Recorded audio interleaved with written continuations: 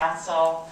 We've spent a lot of time planning and analyzing and formulating a strategy for economic development for this region that we believe is going to be a winning strategy. And it's really with Dr. Schleifer's leadership and Peter Dworkin's help that's been able to happen.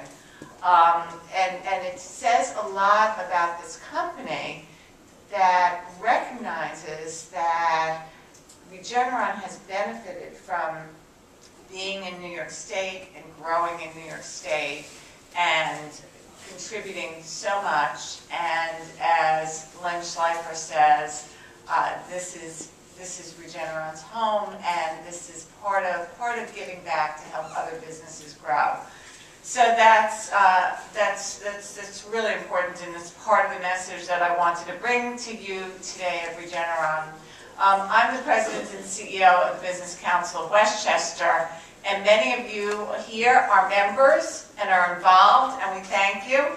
For those of you who are not yet involved formally with the Business Council of Westchester, we do invite you to become more familiar with us. We do have lots of materials out front, and of course we're online at westchesterny.org. The Green Business Challenges is the Green Business Challenge is an example of one of the initiatives that our organization does to help businesses market and learn and advocate and grow. And that's what we're all about. We are all about business growth. As we see here at the Green Business Challenge, we're about business growth at a sustainable level. Thanks to Danny and Neil and Scott and the leadership we have and the partnership we have with Westchester County. You'll hear that from Larry Gottlieb. And there are lots of opportunities for your businesses to connect on all different levels, whether it's having an opportunity to learn how to have a solid green business, or whether it's and other opportunities to meet each other and to grow your business. So I'm pleased to welcome you here today. I think we're going to have a fascinating program. Special thanks to Con Edison. I see Sandy Miller, James Skolnick here. Thank you for your leadership and your partnership. And it's my pleasure now to bring up our Director of Economic Development, Larry Gottlieb.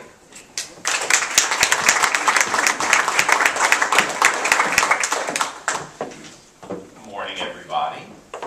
You know it's a green discussion because everybody has their Apple products out, right? Not the PC stuff. When I saw it, well, first let me take two steps back. On behalf of the county executive, I want to welcome everybody. You know, this is such an important program for Westchester County, especially when you tie it into the economy of Westchester County.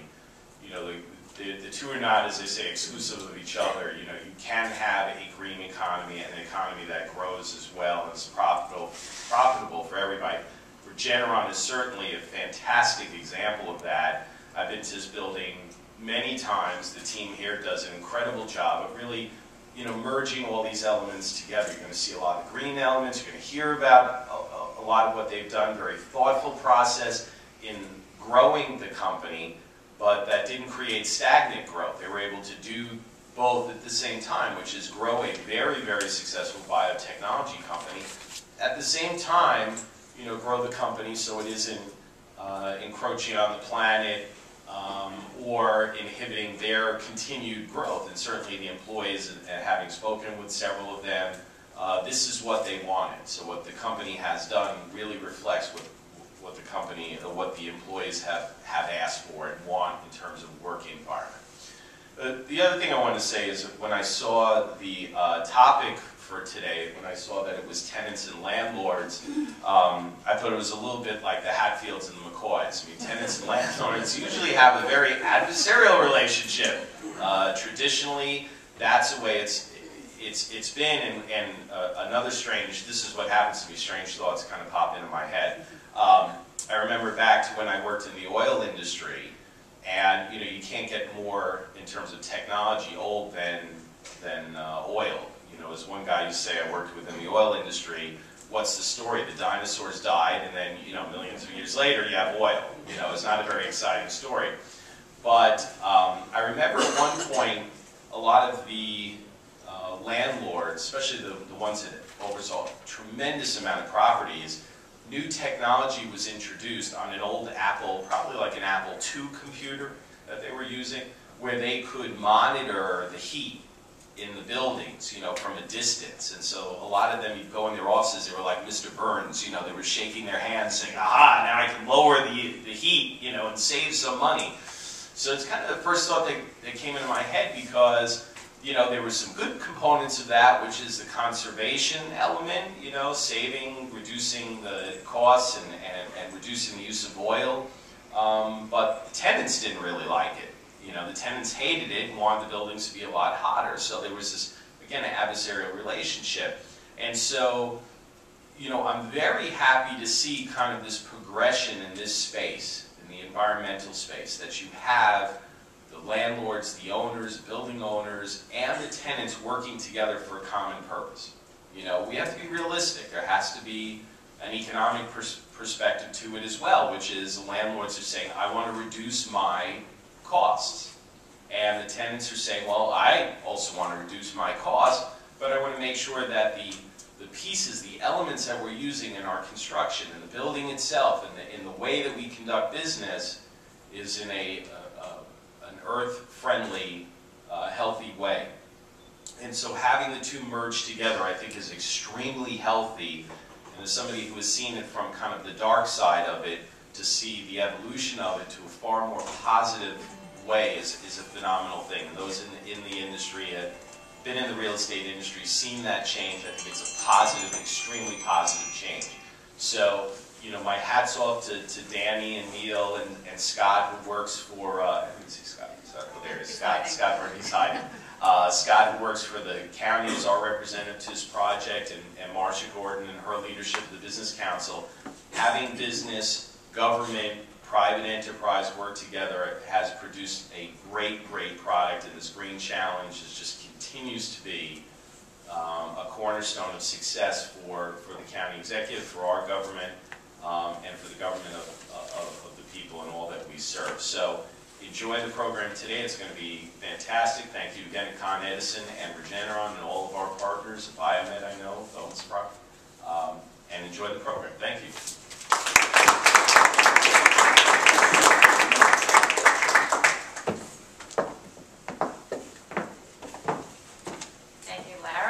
And thank you, Regeneron, for having us here. This is fantastic, and you really are a best case example of exactly what we're trying to accomplish here in the county with our work.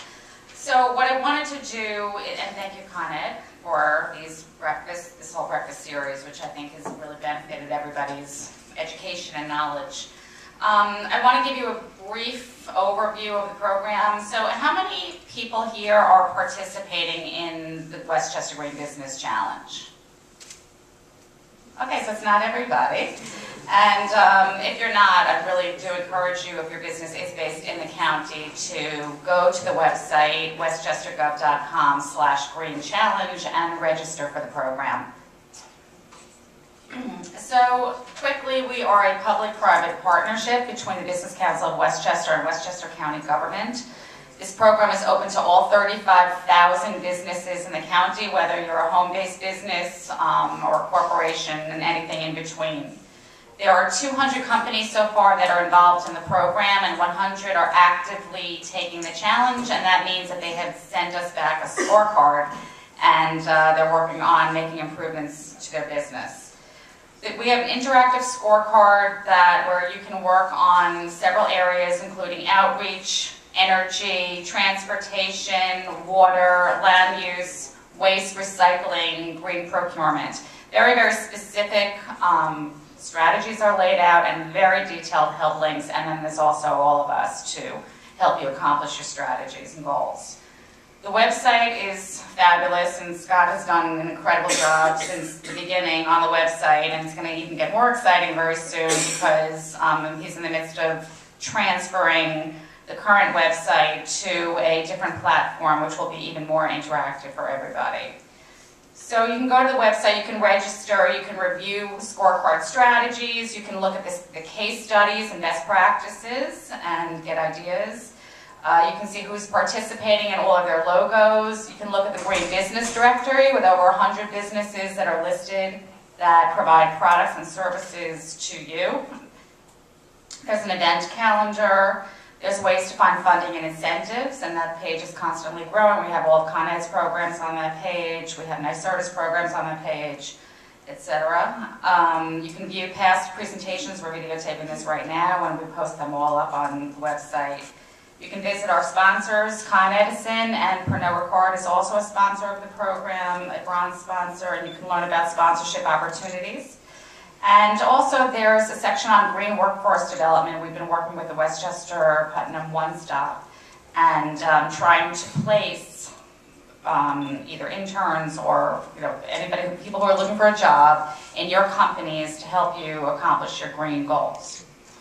So, and then last year in June, we had a fabulous recognition event, which culminated a whole year of the program. It was at Jacob Burns, and all the companies that are involved in the program were recognized. It was a great evening, and we're planning to have another one of those in June 2012.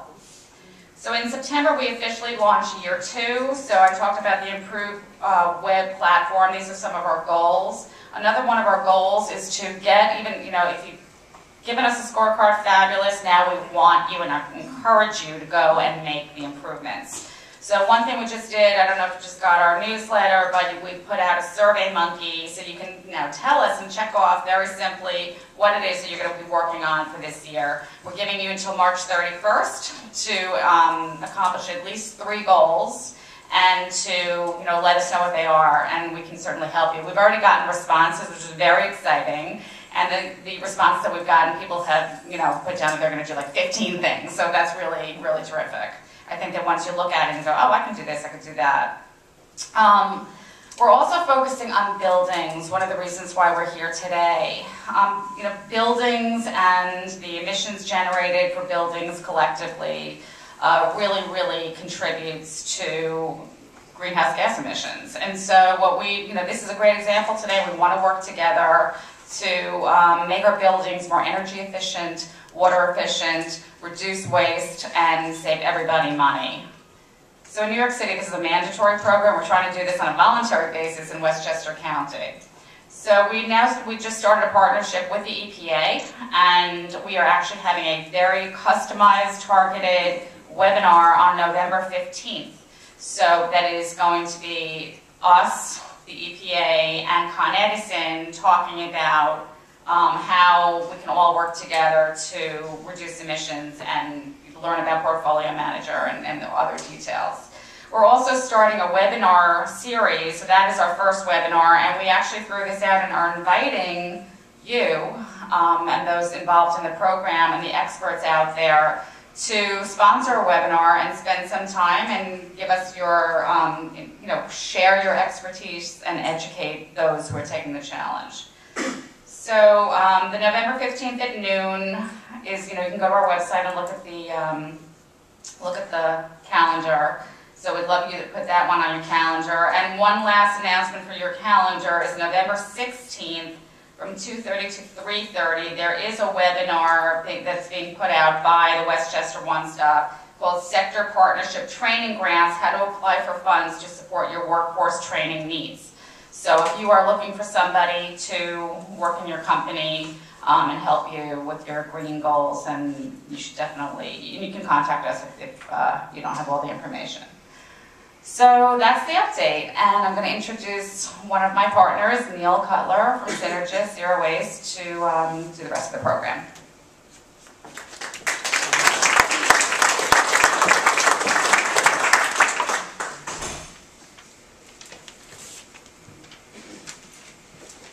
Thank you, Danny. Good morning, everybody. Thanks for coming out through the fog, and hopefully too many of you did not get lost with the directions and Google Maps not wanting to find this facility. I don't know why. For the next part of the morning presentation, we're going to have Olivia Ecker from Regeneron give you a little overview of some of the green initiatives that they've taken Olivia is the facilities coordinator and communications person who recently joined the facilities department here at Regeneron. And she specializes in content management, digital signage, sustainability communications, event planning, and tours. She'll be graduating this December with a degree in communications and management from Manhattanville College.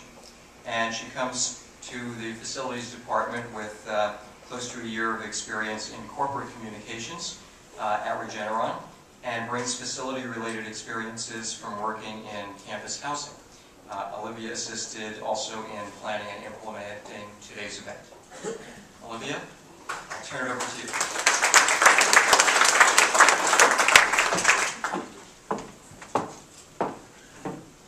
Good morning, and welcome to Regeneron.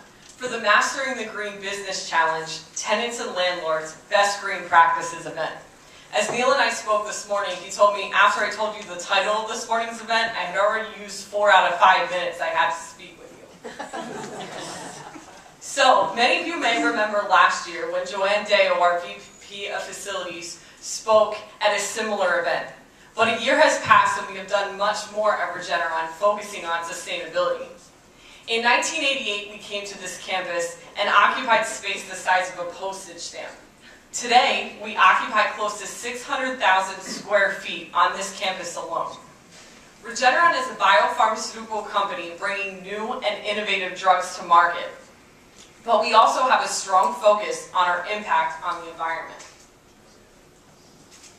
At Regeneron, we wanted sustainability to become more of a focus, so we created a green initiative sheet to be used for internal and external communications. The sheet includes important information on our key green initiatives. Regeneron's key green initiatives include heating, cooling, and energy usage, lighting, structural planning, and sustainability. We are very proud of what we've done in our heating, cooling, and energy usage initiatives.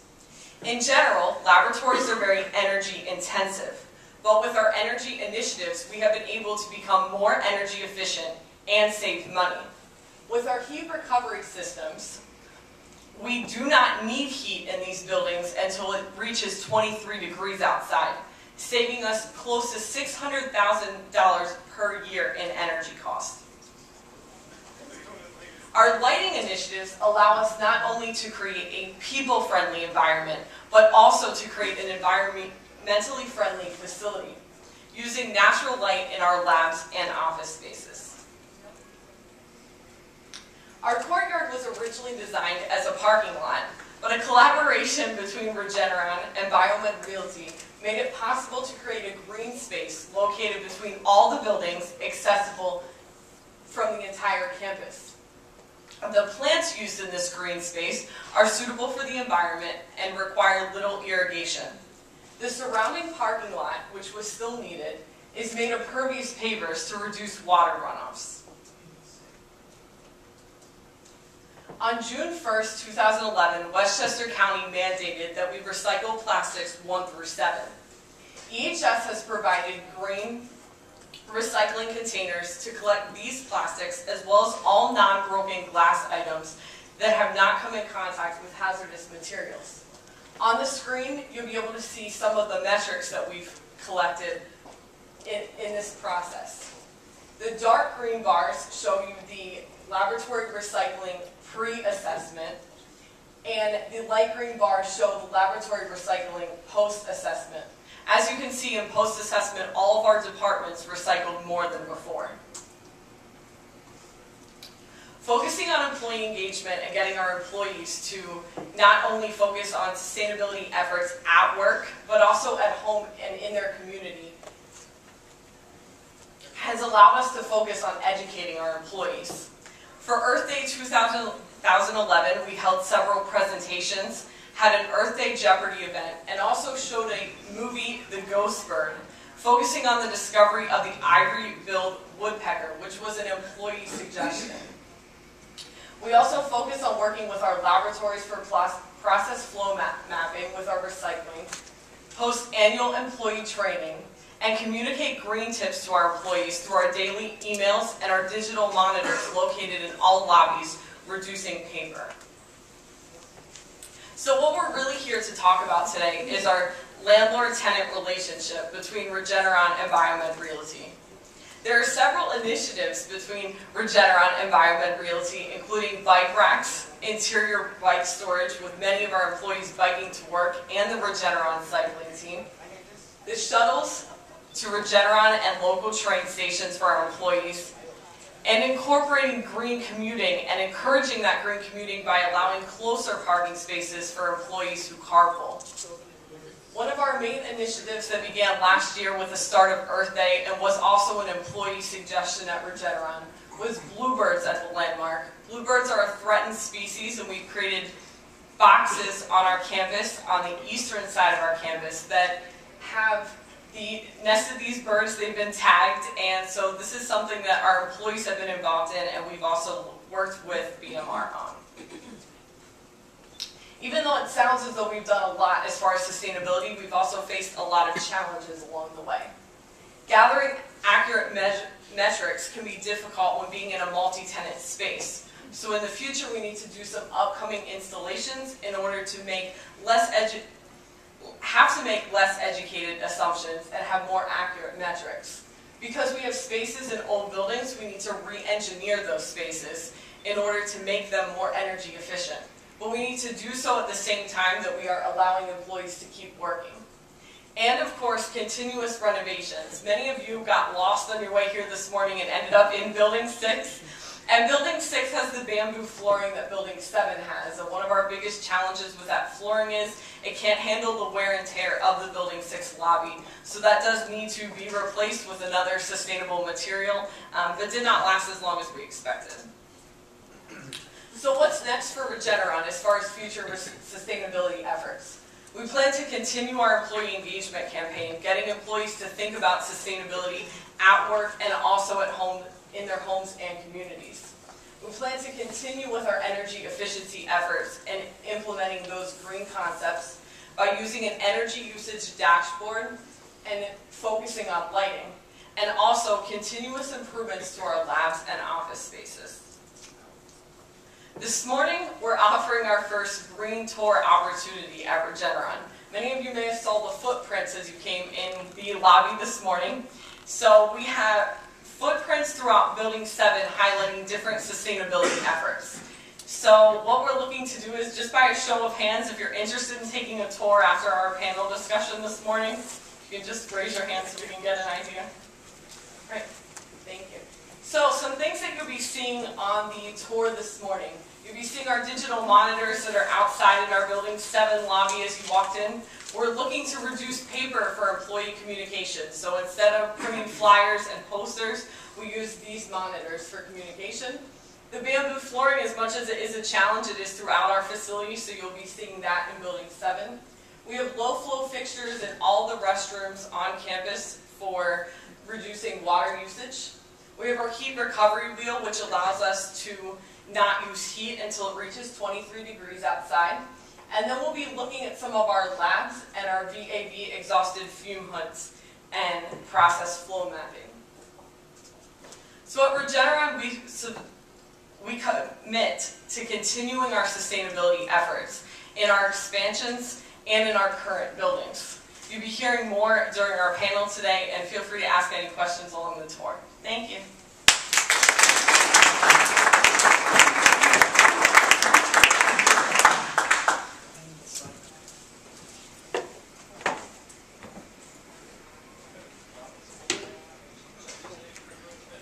Thanks, Olivia. That was a great overview and a little taste of some of the terrific green measures that Regeneron is doing. I'm sure we'll hear more when our panel comes up. I'd now like to invite our panel members to come up here, and I'll introduce each of you after you come up and sit down. Careful. Just watch yourself. Yeah, watch that.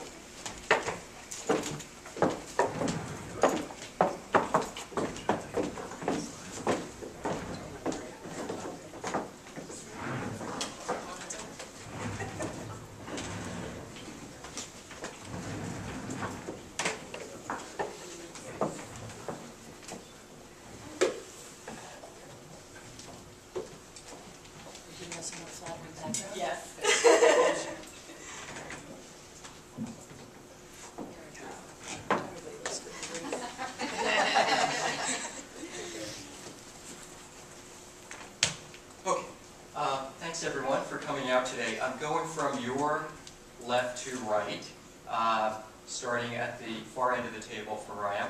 Tiffany Phipps is Project Manager, Leasing and Development Department for Biomed Realty Trust. Biomed is the property manager for this entire facility where Regeneron is a tenant and where we are today.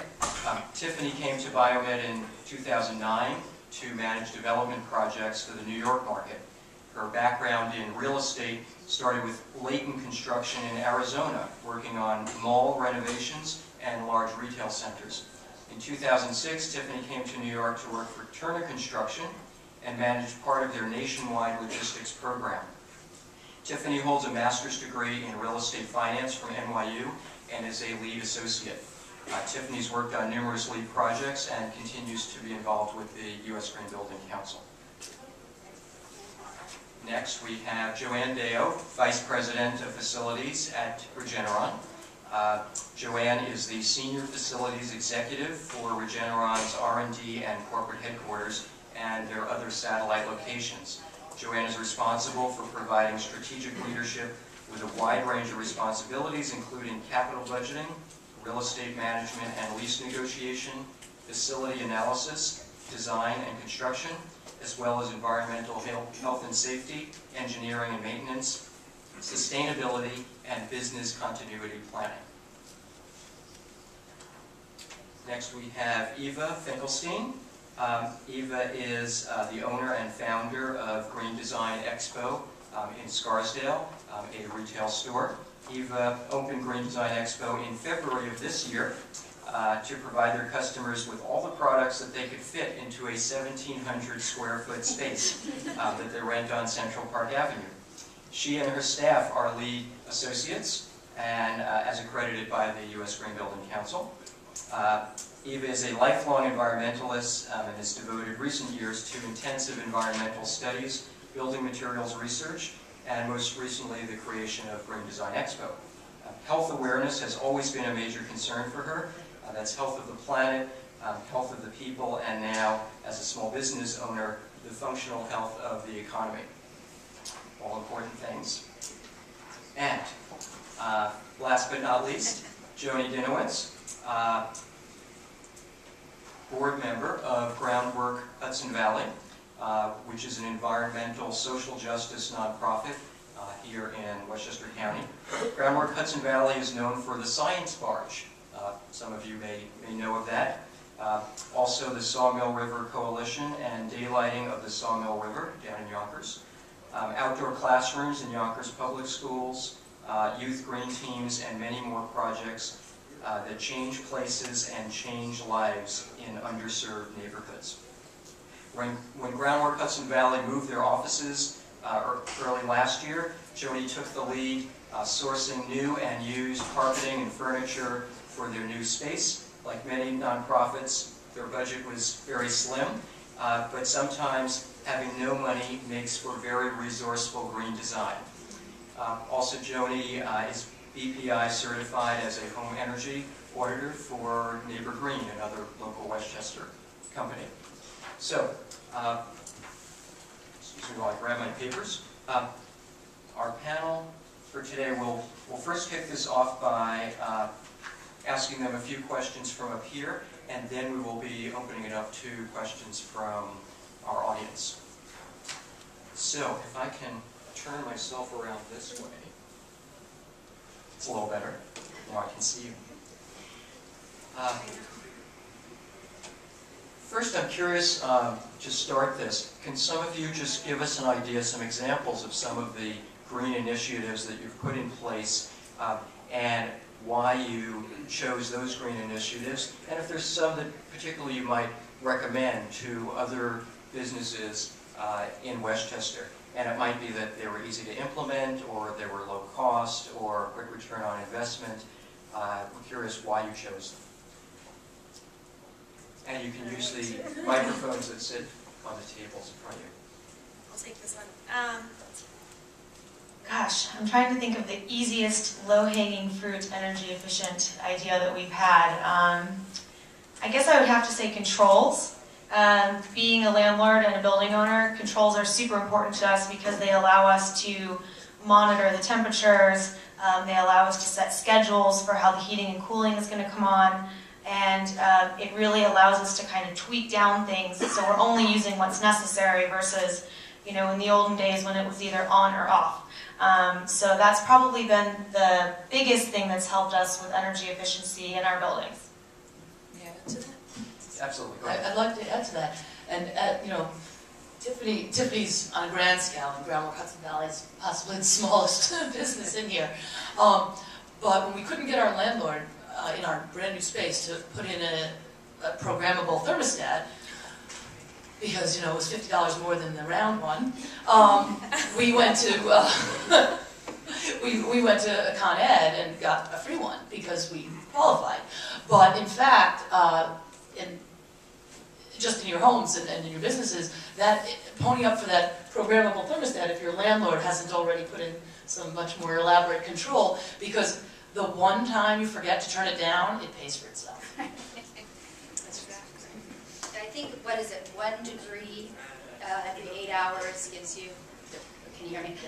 1 degree every 8 hours gives you 1% less in your annual electric bill.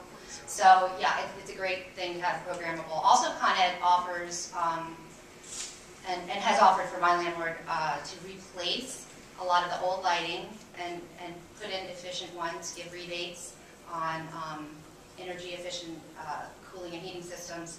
So there are definitely government incentives out there, but also lighting was huge for us. We did nothing but CFLs and LEDs in our place. Our electric bill went down substantially, even though lighting is supposed to be below the energy efficiency savings of HVAC systems. It's still quite a lot for a showroom because we're really using a lot more lighting than I would wish to. So what we did was put in daylighting systems too. And we don't have windows that open. Indoor air quality was huge for us. Daylighting was huge for us. So we have solar tubes that, by the way, right now are being installed in Mount Kisco and warehouse, large ones, and also in a showroom this morning as we speak. Explain what a solar tube is. Oh yes, it's just a light tube, absolutely no heat. The type that we use, I'm sorry, there's a lot of different types, but no heat transfer, no UV transfer, and that's very important for the building's efficiency, but also the daylighting and the indoor air quality measures that we've taken to reduce VOCs during our build out, no VOC adhesives, no formaldehyde added, no toxic finishes on our cabinetry, I think have led to a beautiful workspace, and the daylighting is actually free. So we don't turn on the lights in our bathroom, and we don't turn on the lights in our half of our showroom and in our office space because of the 5 solar tubes that we put in. And the landlord really likes that. It attracts people and saves money in many ways. And I would just like to comment a bit on what Tiffany had said, because Tiffany is our landlord, represents our landlord, and what she had talked about is putting in controls. You know, that's near and dear to a tenant's heart as well. And as Larry Gottlieb had mentioned earlier, he thinks of landlord-tenant as the Hatfields and the McCoys. They need Dr. Jekyll, Mr. Hyde. I guess it's too close to Halloween. But that's as far from the truth as you can imagine with the relationship that Regeneron and Biomed have been able to grow and continue to build. We work together. These things are very important to both the landlord and the tenant, to both Biomed and Regeneron. And as we've looked at some of our older spaces, as Olivia had mentioned briefly this morning, we're looking at upgrading those older systems so that together, between Biomed and Regeneron, we are creating much more efficient spaces that are going to be better off for both parties at the end of the day. So you can indeed create a terrific relationship with landlord-tenant as long as both of them are really focusing on what's good for sustainability and what's good for the environment. Thank you all. I'd like to follow along on that theme of the positive relationship between the landlord and tenant when making green changes at the facility. And if there are some other examples that any of you could give in experiences you may have had with your tenant or landlord that were positive and that you feel would be of help to others in the room. That would be great to hear some more of those stories. I guess I can just elaborate a little bit on that because for the landlord, we're incentivized to make the tenant space more efficient. It saves them money, that makes them happy, and that makes them want to stay in our spaces. So, you know, we're all for lighting retrofits and metering and, you know, trying to get variable air control so that they do save money because it's just a win-win for both. Yeah, I'd like to build on the happy people in the building project because productivity is extremely important. As many people who've studied LEED have found that you are not only increasing your profit, but you're also you're providing a space where people want to work and people want to visit, and that is important to both landlord and tenant. And yeah, so since you spend, unfortunately, or we in New York spend over 90% of our time indoors, being able to breathe good air and not get sick is probably the most important thing you can do in a building, because people are your most expensive part. Excellent. I wish I had happy stories about Groundwork and our landlord. He's a perfectly reasonable fellow, but you know, it's just him in a restaurant below us and us above, so really small time. But you know, what do they say? Be the change you want to see. So if the landlord is not accommodating your desires, there's so many things a tenant can do that's still worth doing. We have windows that don't open, and a lot of solar gain in the summer months from that west sun just streaming in all afternoon. We're boiling. It's like we're a greenhouse. And yet we have a greenhouse on the science barge. So the windows don't open. We'd love a breeze. Not happening. We're cranking the AC. Guess what? Shades. Good shades that do the job of cutting out the sun. It's kind of sad for the lighting issue, but you have to do what you have to do. Similarly, when we were moving into this new to us space, and it would have been cheaper to let the landlord carpet the place with broadloom, but knowing that the glues and the off gases and whatever he was going to choose was not going to make for happy tenants, happy workers, especially since we're in the environmental improvement business. We sourced carpet tiles. I see them here today, which are definitely the more environmental choice regardless, because you know, you drop a little toner on one of these and you pick up the tile. You don't have to trash the entire broadloom. So, you know, a lot of offices, we need our carpeting for noise control. A lot of people working in a small space, and it reverberates. So, again, curtains and carpet tiles. Easy, cheap fix that you can do as a tenant, even if your landlord isn't providing. Great, thank you. I'd like to squeeze in one quick question, and then we'll open it up to our audience. I'm curious how, for any of your sustainable initiatives you feel have worked to attract tenants, if you're a landlord, or to attract employees. I absolutely think that's the case. When Regeneron has gone through a tremendous amount of hiring in the past couple of years, and our employee base seems to be, as time progresses, much more in tune with what the company is doing for the community, for sustainability, things of that sort. So when people come in and they hear that we are accomplishing some of these things, they're much more excited about coming to work for Regeneron. It also allows them to be more engaged in sustainability, whether it's just making sure they're using the right recycling bin or making sure they're turning the lights off, etc. When they feel more involved, they feel more a part of the culture of the company, and I think that's always really positive. But I did want to say one other thing about the landlord-tenant part, and that is, and I know I had mentioned this last November, so for those of you who heard me speak last year, close your ears, because you'll be bored, but don't underestimate the PR value of having that relationship, because I'm saying up here that we're working really well with Biomed, and hopefully Biomed is always saying they're working really well with Regeneron at other meetings, but that's really important, and I think that's a terrific message for everybody to understand, that if you're having a difficult time with a landlord or a landlord with a tenant. Understandably, when it's a very small tenant situation, it might be more difficult. But make sure that that landlord understands it's important for you to work with me because I am going to be your positive PR person out to the public as well. So I think that that's really important to everyone.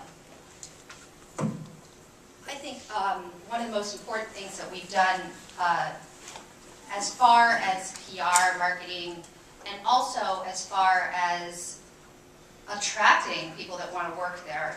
I don't know, in this economy, how many businesses are having trouble getting employees, because it seems like there's a lot out there that are not working and want to work, especially in a green, healthy building, and the green, healthy business, helping the whole community. But the community also needs education.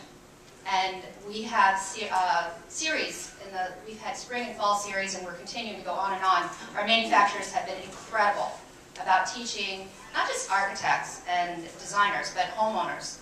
And if we're going to continue with this whole green movement, people are going to have to understand exactly what that color means to a building and to their own health and to our economy in general, because at the end of the day, this isn't going away. As one person said to me, the genie's in the bottle, and it's not going back. I mean, out of the bottle. I'm sorry. I was thinking, gotta get that green genie's out of the bottle. And so it's educating the public has been huge for not just ourselves as tenants, but attracting people to the site, and for the landlord, he likes that. Yeah, I would agree with that, but Biomed holds sustainability very highly, and so when we actually just built out a new space across the road, we decided this is going to be the first space on the campus. We're actually going to go for the LEED certification. For those of you that don't know, LEED's a nationally recognized certification program for buildings and spaces to give them a level of greenness, so to speak. And you know, the reason why we did that and we did the extra step was because we really did place value on attracting a tenant, and we thought, you know, the tenants are going to want something that is LEED certified, and they're, you know, it's going to be a more attractive space than something down the road that's not. So, you know, that was our perspective on it. I'm just listening to all these happy stories today. I like it, and you know, it's great that, you know, we can all learn going forward. And if I had one thing to do again on our move, we moved, you know, from an ancient building to this new space to us, but a single landlord who was not a professional, you know, property manager. I like that a lot of the metrics that we do have to do with quantifying the benefits and the changes. I would have liked to have a little breathing room and done the cost benefit on superior lighting or superior windows, and perhaps approach that landlord, since, you know, he was building space for us, and maybe gone halvesies on the cost of things, knowing that they would have paid back themselves. So again, you know, that happy relationship, and on a small scale, you know, when you don't have the deep pockets of a major property manager and a big corporation, you know, a lot of times on that small scale, there's nothing wrong with, as a tenant, approaching the landlord, or as a landlord approaching the tenant and say, this is best for every, you know, being on earth, and for our bottom line, both of ours, let's split it or figure out a way to a lease back or something like that. So again, you know, I'm listening to all this and I'm wanting a bit of a do-over. One thing I would do over, and I wish that my landlord would agree, is that, and it hasn't been brought up here, but insulation is key to our electric bills. And I just can't get it out of his head that fiberglass is more of a filter, you know, not an insulation. So we like to go towards cellulose and really tighten up the envelope. I think that would save, in the end, a huge part of our carbon footprint. So. Great, thank you. I'd like to now open it up for questions from the audience. Yes, in the center there. So I'm curious. Oh, wait one sec for the microphone. The microphone's coming around.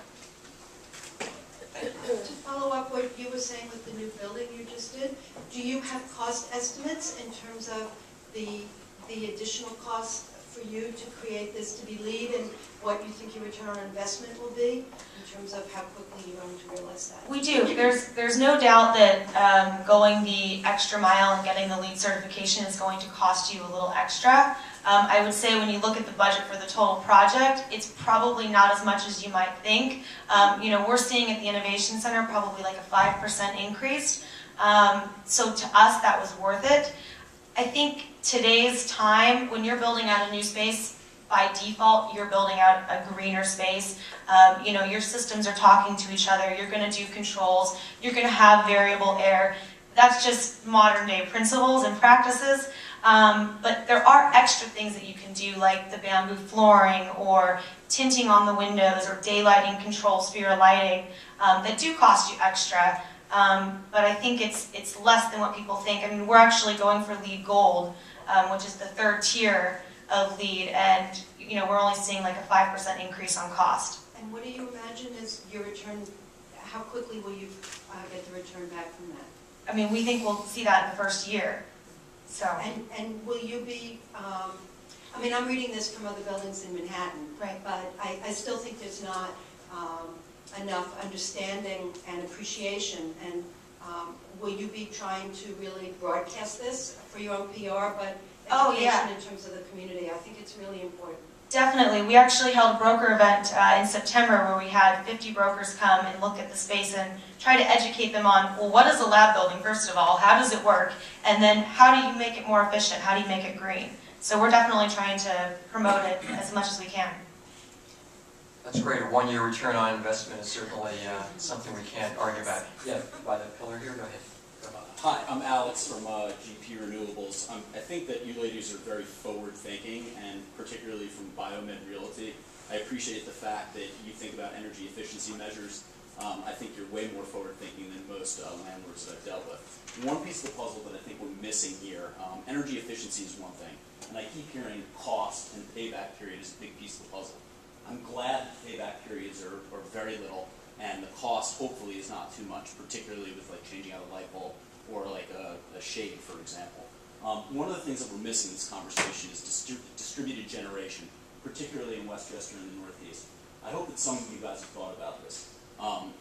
For example, I'm working with my co-op board. It's a 240-person building in Bronxville, as well as a big commercial building in Stamford, Connecticut. They want to go green, they want the advertising value, and they want to save money. And my co-op board, like a lot of co-op boards, has zero money to spend. So what do? How do you budget that in? There are companies out there that are technology agnostic, which will look at your building, no matter how big or how small, non-profit, huge corporate campus like this one, and they'll install on-site renewable resource or low-emission resource for free, zero cost, representing a savings of 10 to 30% from day one over the life of the project. This is something that's not talked about too much because it's kind of confusing.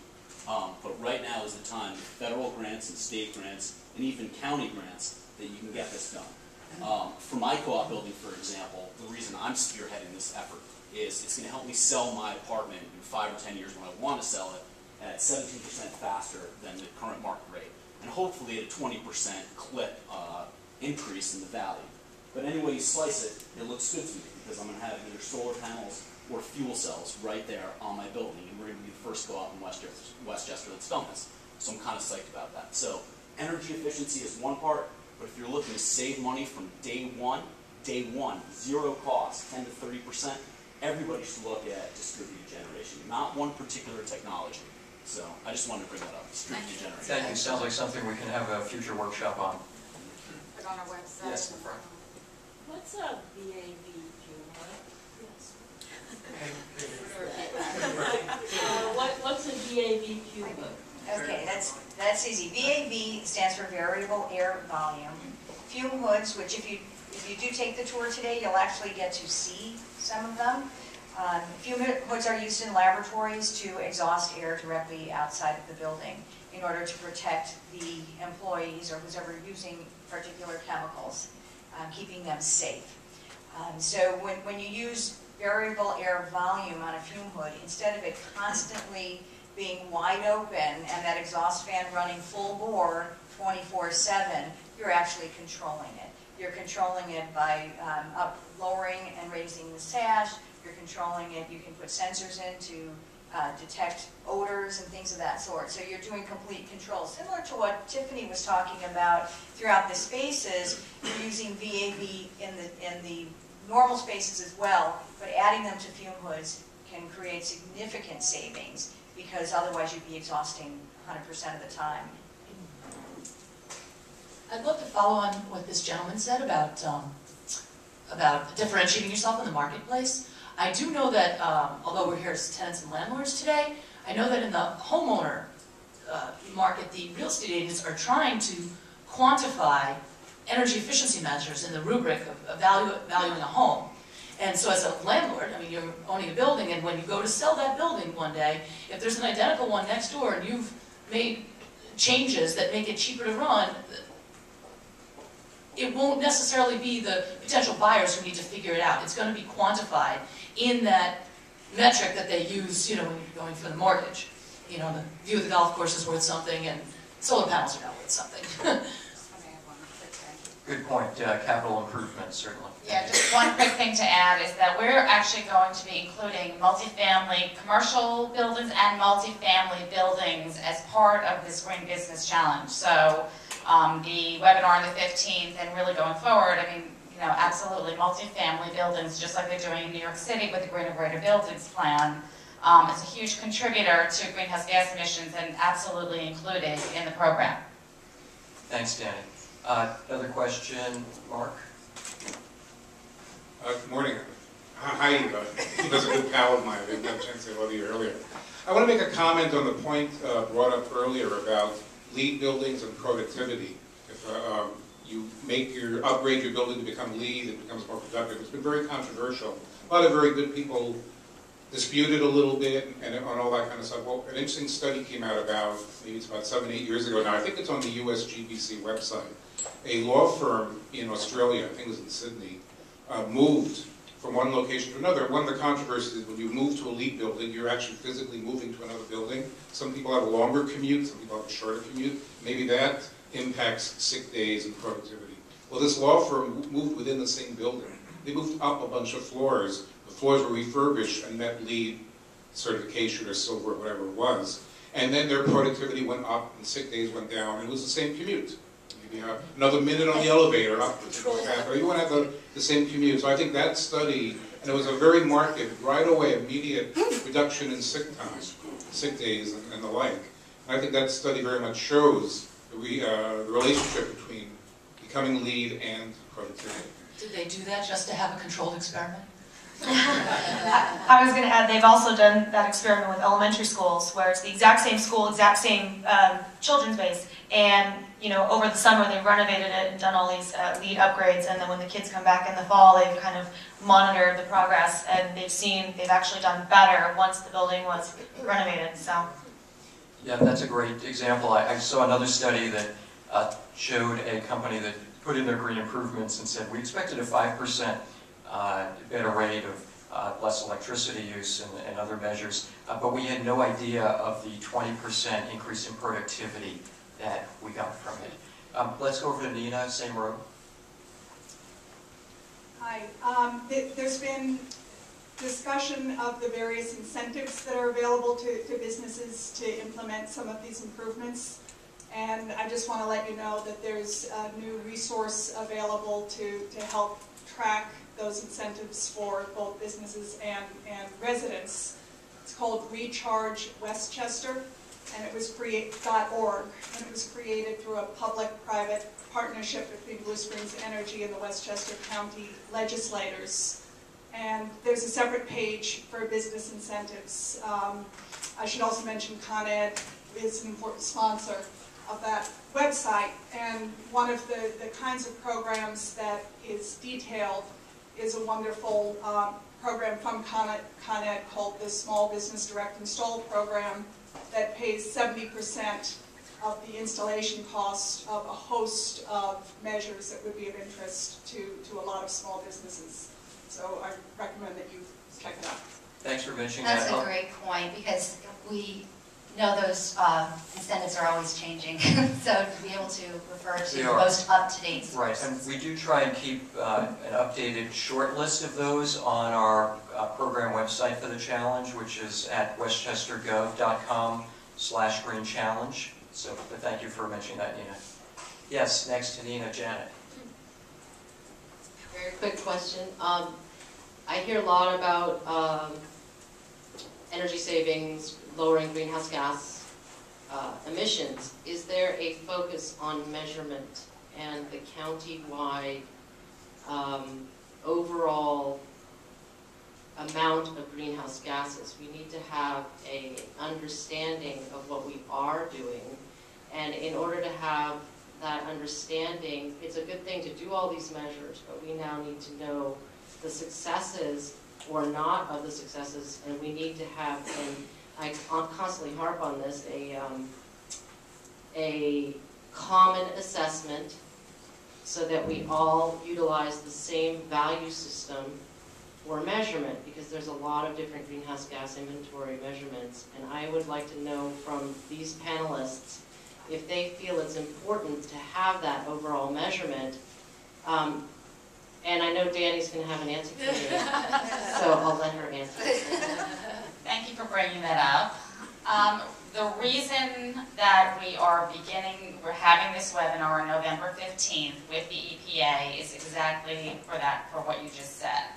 So we are going to be encouraging all Westchester businesses and all taking the challenge to use EPA's portfolio manager, which is going to serve as our common denominator, to begin by benchmarking the performance on your, basically buildings, or if you are sub-metered, you can do tenant space, and benchmark all of your activities as far as energy and waste through that program. So, and then we are also going to be, as part of the challenge and other tools, coming up with ways to measure waste and tenant relations. But energy and water are the two that you can do through Portfolio Manager. That's what the training is going to be on the 15th, and that's what we're really counting on everybody here to encourage your landlords, if you are a tenant, to get involved and to do this, because yes, we do need to start measuring, and the EPA Portfolio Manager seems to be the best, most common denominator really across the country right now. So even if you're like the hospital sector or whatever sector or office space, they will compare you to others across the country. So yeah, it's really important to do that, and we encourage everybody to help us out with that. I actually have a question for Con Ed. Are they here? Getting back to the measurement and benchmarking, I assume that there are measures being taken by Con Ed in some way for business measurement, or even residential, both? Are they here? Yeah, usage, energy. When you talk about benchmarking, how much I guess what I assume what you're talking about is how much energy are people using, and when they implement solar panels, for example, or renewable energies, as our supply becomes, it is very much our option to use green energy or not. Our delivery system is always going to be Con Ed, but our supply is our choice. And I'm wondering if that's, for example, is being tracked. Yeah. Exactly. We actually have one of our subsidiaries, Panelists Solutions, is one of the energy service companies. There are a number of companies like that. In our particular company, I just got a circular yesterday, residential, on offering, really promoting wind power. And there's a solar component also where you can actually, that piece of your bill, you can dedicate to that kind of power. And hydro? I know other companies are offering hydro, but I didn't see that on yours. I'm not sure about Solutions. It is its own company. But it's our energy service piece of the bill.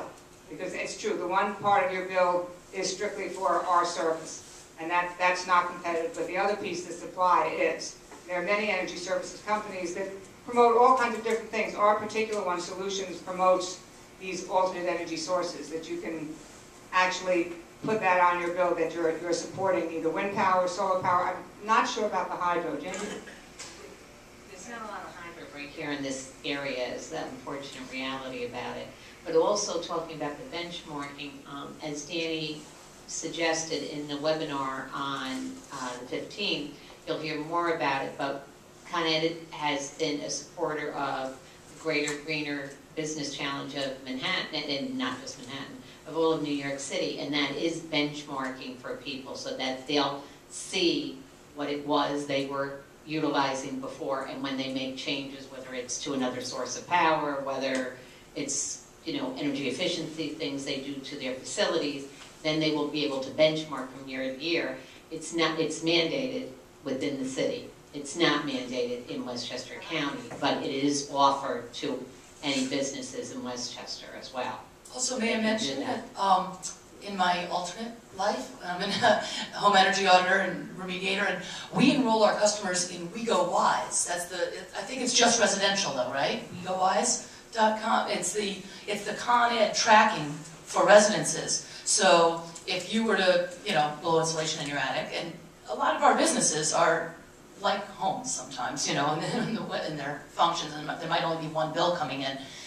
So We Go Wise, I know for sure, is a tracking system that Con Ed's got, right? Isn't it Con Ed? We also have a program that's going on now as well for, this is residential, of course, that we've just moved to. Sorry. And no, that's fine. That's absolutely fine. And we will come in and do a survey for residents of their home. And as part of that survey, you will get a documentation saying, you know, there's kind of like a laundry list, A, B, C, D. If you do insulation here, if you do sealants around windows and doors, you do air filters, and what kind of savings you can expect for the cost of what each of those things are going to be. Right, and by enrolling in We Go Wise, you then track if those changes really did make a difference in your bill. Because, you know, your bill, you can save your bills, but the rates change. So what you really want to do is track your usage, and that little bar chart, you I was going to say the only bar falls chart off a year. Yeah, the bar chart is on your bill all the time. But it So only you goes can back always a look. year, and We Go Wise will track 2.5. Yeah. So. Thank you. So it sounds like there's also some programs for the residential, which, interesting, in Westchester, a lot of the business sector are home-based businesses. So people improving their business space are really improving their homes at the same time. Let's see if we could squeeze in a couple of last questions, Bob, in the back, before we go to some tours for those of you that want to stick around for the tours.